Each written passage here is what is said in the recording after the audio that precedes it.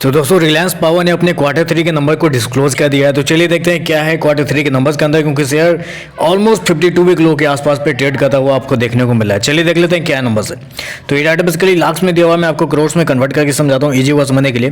तो देखिए पिछले क्वार्टर में कंपनी का रेवेन्यू अगर देखा जाए जो कंपनी ने ऑपरेशन के थ्रू जनरेट किए थे तो 1863 करोड़ के आसपास था। पिछले साल की बात करें तो 1795 करोड़ के आसपास था, जबकि इस क्वार्टर में देखें तो कंपनी का रेवेन्यू बढ़ के 1886 करोड़ के आसपास है।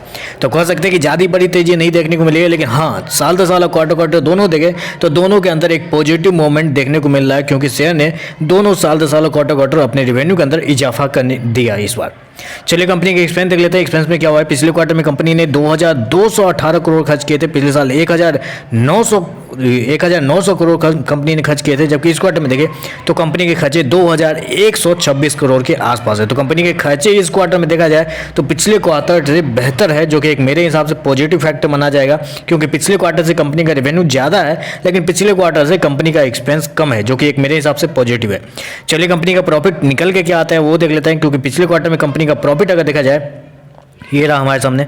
पिछले क्वार्टर में कंपनी 340 करोड़ के लॉस में थी, पिछले साल 97 करोड़ के लॉस में थी, जबकि इस क्वार्टर देखें तो कंपनी का जो प्रॉफिट है मतलब कि लॉस जो है वो 291 करोड़ के आसपास है। तो पिछले क्वार्टर से कंपनी का जो लॉस है वो इस क्वार्टर में कम होता हुआ आपको देखने को मिल रहा है। अब पिछले साल से ज़्यादा है, ये तो बात सही है कि 97 करोड़ के मुकाबले 291 करोड़ का लॉस है, लेकिन इस क्वार्टर में कंपनी को मैं आपको बता दूं कि कंपनी को बहुत सारे कुछ एक्सेप्शनल लॉट ऑफ बायस बहुत सारी चीज़ें हैं जिसकी वजह से कंपनी का जो लॉस है इस क्वार्टर में आपको बढ़ता हुआ आपको देखने को मिला। तो साल दर साल बोले तो मेरे हिसाब से रिलायंस पावर के शेयर को अगर आप इसके प्रॉफिट से अगर जज करते हैं तो वो मेरे हिसाब से थोड़ी सी गलत होगा। कंपनी के रिवेन्यू से आपको जज करना चाहिए, क्योंकि ऑलरेडी बैंकक्रप्ट कंपनी थी, ऑलमोस्ट खत्म होने के कगार पे थी, लेकिन वहां से कंपनी को नए प्रोजेक्ट मिलने से हुए कंपनी के रेवेन्यू के अंदर इजाफा होना शुरू हुआ, कंपनी को नए नए डील्स मिलते गए।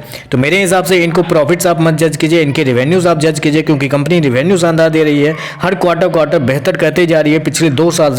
तो मेरे हिसाब से कोई दिक्कत वाली बात नहीं होनी चाहिए। शेयर के अंदर नंबर्स अच्छे हैं, हो सकता है कि आपको पॉजिटिव साइड आपको देखने को मिल सकता है शेयर के अंदर, क्योंकि नंबर्स मेरे हिसाब से पॉजिटिव साइड पे है, क्योंकि कंपनी ने रेवेन्यू अच्छे दिए हैं साल दर साल क्वार्टर दोनों।